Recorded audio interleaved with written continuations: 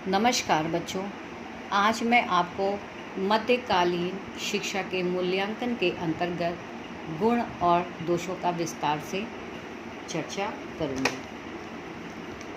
बच्चों, मध्यकालीन शिक्षा के उद्देश्य, पाठ्यक्रम, शिक्षण विधि तथा अन्य विशेषताओं का अध्ययन करने के बाद संक्षेप में इस शिक्षा के दोषों पर विचार करना उपयुक्त है। इस्लामी शिक्षा के गुणों तथा दोषों का नीचे प्रकाश डाला जा रहा है। अब देखिए गुण क्या हैं बच्चों। मध्यकालीन इस्लामी शिक्षा के प्रमुख गुण इस प्रकार हैं। पहला, धार्मिकता और सांसारिकता का समन्वय। क्या है बच्चों? धार्मिकता और सांसारिकता का समन्वय।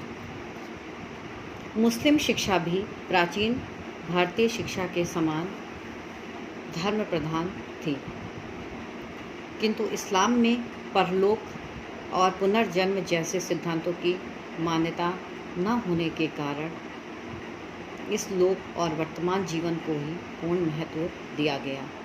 अतः इस्लामी शिक्षा में जहाँ एक ओर धार्मिक तत्वों की प्रधानता थी, वहीं दूसरी ओर उसे जीवन उपयोगी बनाने पर भी विशेष बल दिया गया था।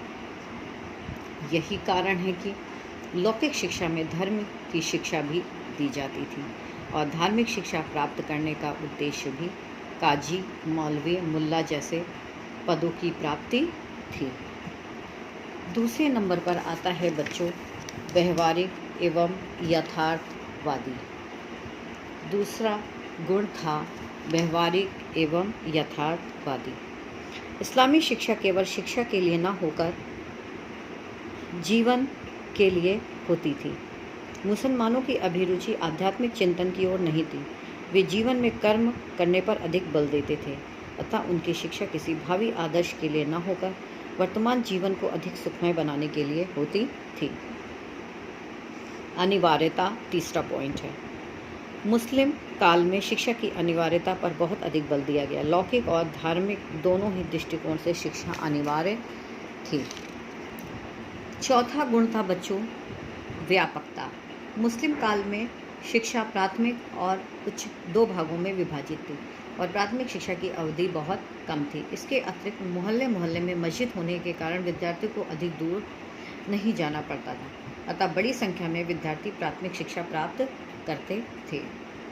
पांचवा गुण था पाठ्यक्रम में नवीन विषयों का विकास। मुस्लिम शिक्षा के पाठ्यक्रम को कुछ मौलिक देन रही। मुस्लिम शासनकाल में इतिहास, भूगोल, सरस साहित्य और ललित कलाओं का अत्यधिक विकास हुआ। सैन्य विज्ञान ने भी पर्याप्त प्रगति की। शिक्षा निःशुल्क शिक्षा। छठा गुण प्राचीन शिक्षा के समान ही मुस्लिम काल में भी शिक्षा निःशुल्क रही। सातवां गुण छात्रवृत्ति एवं पुरस्कार। निर्धन छात्रों को छात्रवृत्तियां देकर उनकी सहायता की जाती थी और योग्य छात्रों को पुरस्कार देकर प्रोत्साहित किया जाता था।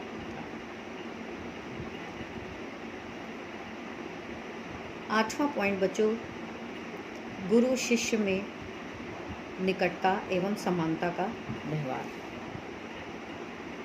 मुस्लिम काल में गुरु शिष्य में निकट संपर्क रहता था। गुरु शिष्य के लिए आदरणीय तो होता था, किंतु वैदिक शिक्षा के समान ईश्वर तुल्य नहीं था।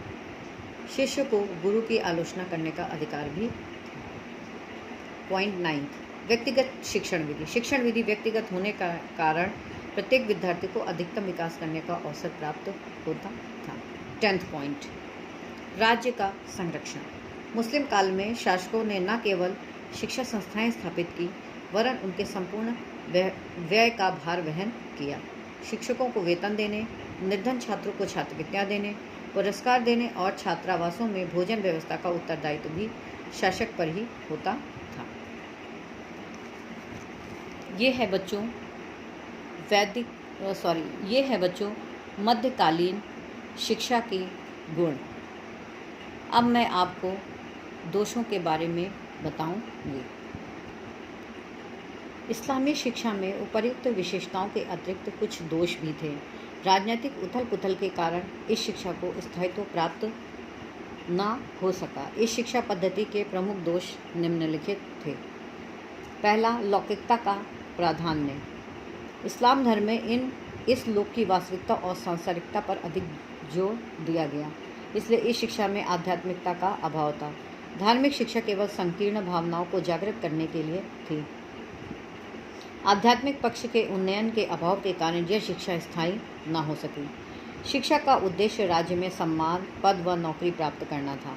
इतिहासकारों का कथन है कि विद्यार्थियों को समस्त सुख साधन उपलब्ध थे, अतः विद्यार्थी विलासप्रिय हो गए थे। लौकिक सुख एवं वैभवपूर्ण जीवन व्यतीत करने के मोह में विद्यार्थी आध्यात्म के स्वरूप को पहचानने में असफल रहे। दूसरा दोष था अरबी और फारसी भाषा का प्राधान्य। शिक्षा में अरबी और फारसी भाषा का प्राधान्य था, इसलिए इस्लामी शिक्षा जनसाधारण को आकर्षित ना कर सकी। तीसरा पॉइंट है सार्वजनिक शिक्षा का अभाव।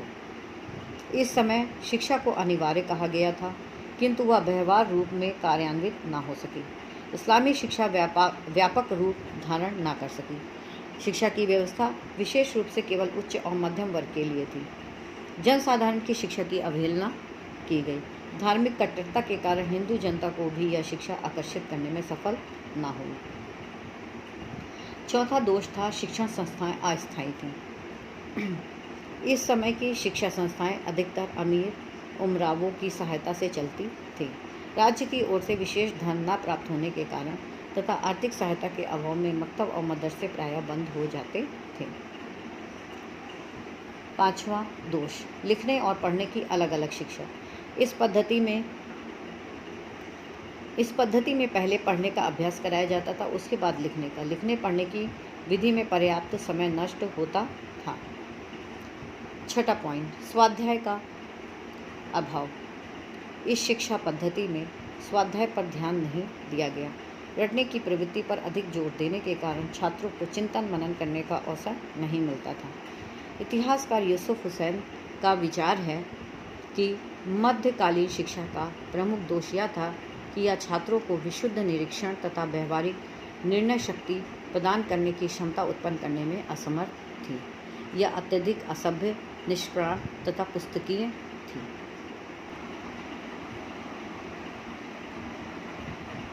सातवां दोष था कठोर शारीरिक दंड। इस समय कठोर शारीरिक दंड दिए जाते थे, इसलिए विद्यार्थी सदा भयभीत रहते थे और प्रायः कठोर दंड के भय से पढ़ना भी छोड़ देते थे। आठवां पॉइंट है स्त्री शिक्षा की अवहेलना।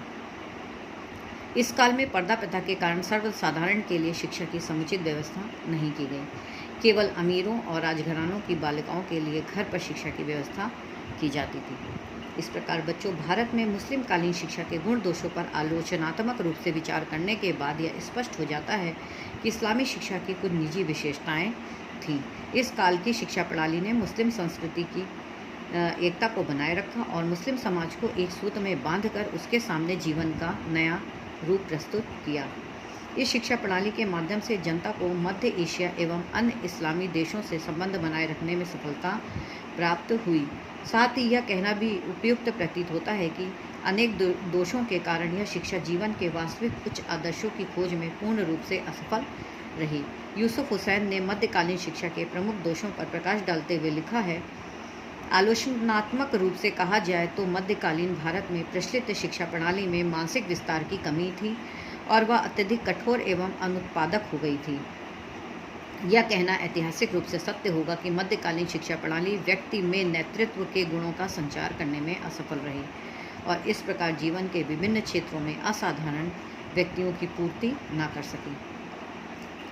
फिर भी यह मानना ही पड़ेगा कि मध्यकालीन शिक्षा प्राचीन काल के समान महान भले ही ना हो, उसने भारतीय जनसाधारण को सैकड़ों वर्षों तक शिक्षित करने का कार्य किया। उसने मुस्लिम संप्रदाय को एक सूत्र में पिरोए रखा और न केवल मुस्लिम संस्कृति को जीवित रखा वरन उसका विस्तार भी किया। इस प्रकार बच्चों आज मुस्लिम कालीन शिक्षा के अंतर्गत उसके मूल्यांकन के बारे में मैंने गुण और दोषों की विस्तार से चर्चा की।